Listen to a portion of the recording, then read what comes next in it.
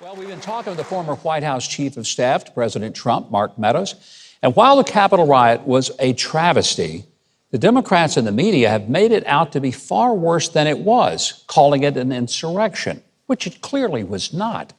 Or else it was the most pathetically planned and executed insurrection in world history. But the Democrats' insistence to pretend that hundreds of riots last summer were no big deal, but that the riot at the Capitol was the worst thing that ever happened in America, including even the Civil War, that has all divided the country. Mark Meadows has just been held in contempt of Congress for not feeding into their ridiculous and damaging narrative. Let's continue our conversation.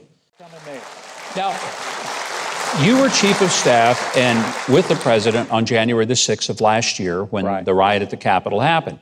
I don't know of anybody who thought that that was a great moment.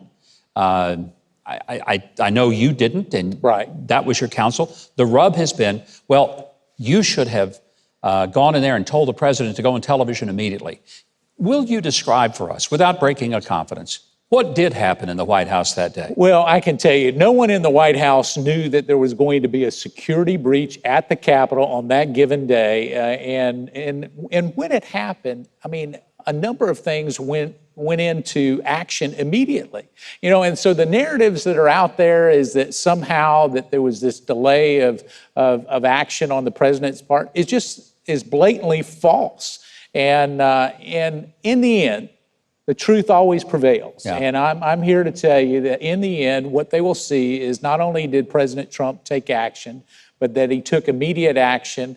And it's a sad day. I mean, we condemn what happened on that particular day, but at the same time, there were hundreds of thousands of people in Washington, D.C. supporting a president that they loved and that I had the honor of serving, that peacefully came out to let their voices be heard. And that doesn't get covered in a whole lot of the mainstream media. Yeah. No, it doesn't. And I find it interesting, you have turned the tables on Speaker Pelosi.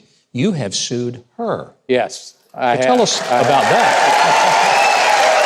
Too bad this isn't a jury.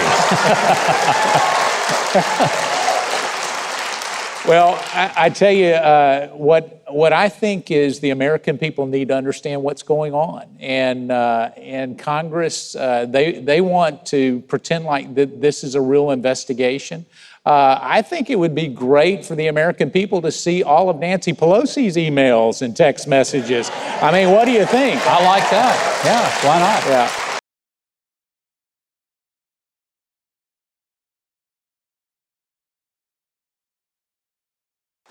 Is there a possibility that if Republicans take the House and hopefully even the Senate, but even if they just got the House, which I believe most people think that'll happen, will they then exercise their rights and responsibilities to find out what kind of text and emails Nancy Pelosi was having with the Capitol Police? Because there were many offers, including, my understanding, you can verify, President Trump requested additional security for the Capitol on January the 6th, and she denied that. Well, that's correct. I mean, before January 6th, President Trump, and I've been very public about this, and the January 6th committee wants to look the other way.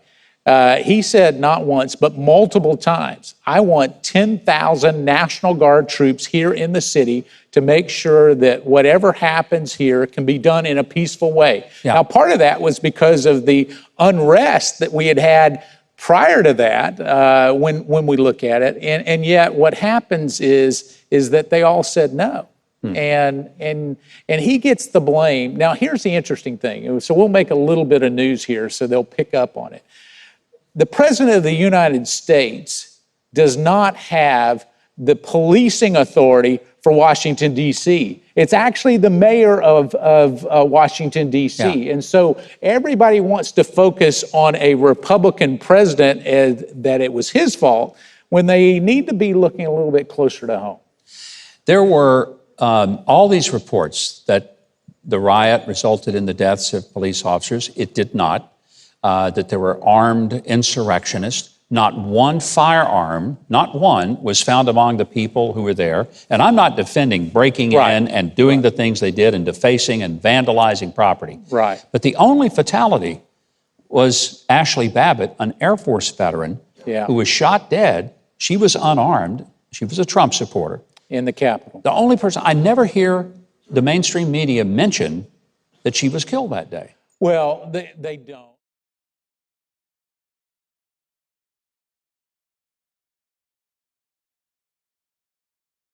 While Kamala Harris reveled in the violence, President Trump, he was attempting all through the summer of 2020 to restore law and order all across the country. He was trying to use every tool at his disposal, including the National Guard. And after a long summer of large violent demonstrations, President Trump knew how important it was to always prepare for the worst ahead of any massive demonstration. You always have bad actors, unfortunately. 2 days before January 6, 2020.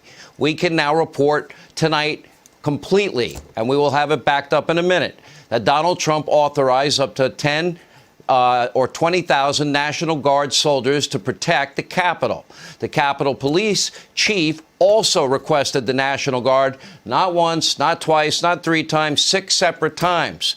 Both Nancy Pelosi and the mayor of Washington, D.C., Bowser, they needed to sign off on the president's order, and both rejected these requests again and again. Kash Patel, who will join us in a moment, provided us a document showing Bowser's rejection. And when will Nancy Pelosi and Mayor Bowser be subpoenaed to testify before this holier-than-thou, sanctimonious January 6th committee that has the likes of Adam Schiff, the guy that lied for 3+ long years about election integrity issues that never happened? He lied over and over again about Trump-Russia collusion. Now, likely they'll never do it. And ask yourself this question. If the true purpose of the committee is to understand what happened so that it can never happen again, how can you possibly ignore the issue of rejecting the National Guard that the president called up? The only reason I can think of is the committee is playing partisan politics, and it has a predetermined outcome. All they want to do is bludgeon and blame Trump again. Everybody on the committee voted to impeach Trump post-presidential, his post-presidential service. The books are cooked.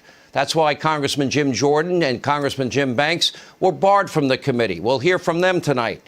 Keep in mind, every single member of the January 6th committee, as I said, 7 Democrats and 2 Republicans, they all voted to impeach Donald Trump.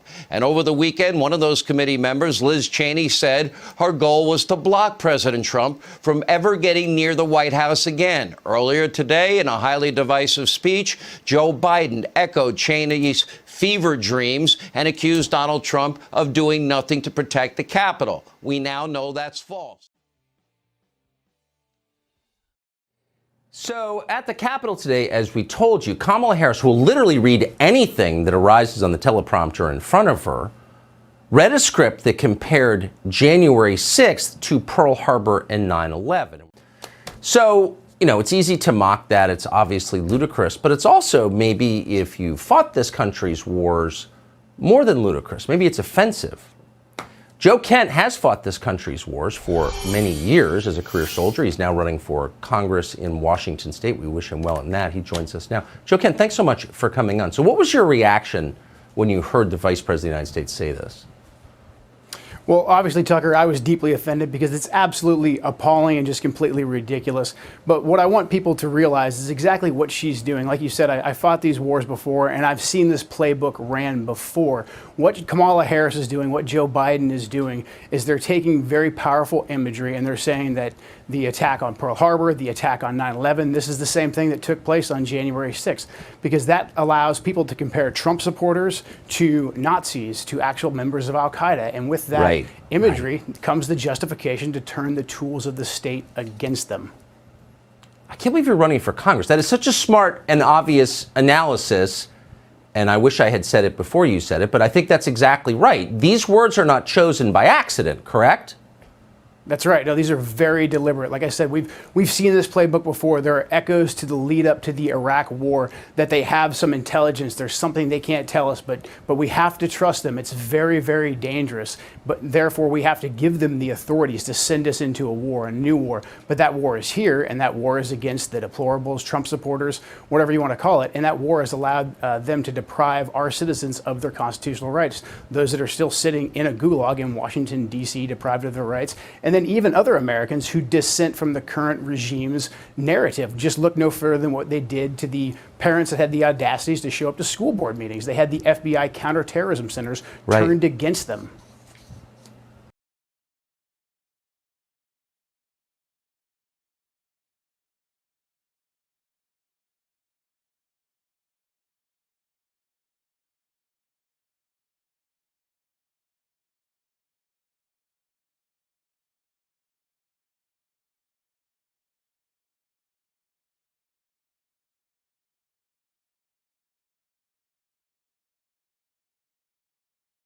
Patriot. She served this country her whole adult life.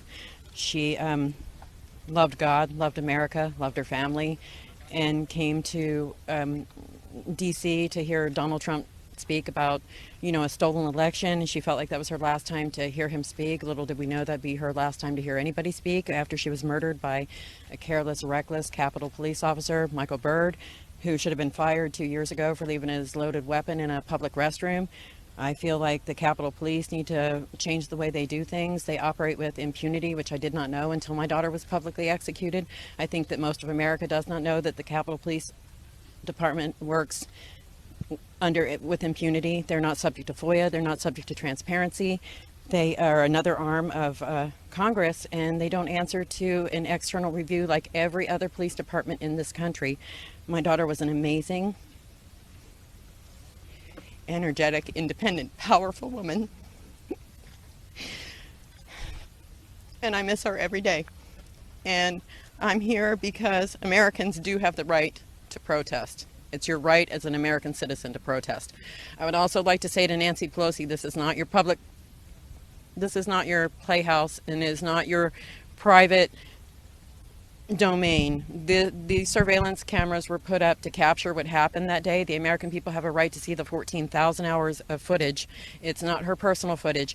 You're not the queen, Nancy Pelosi. This is America's 14,000 hours of missing footage. We have a right to see it. That was the purpose of the cameras. We have political prisoners.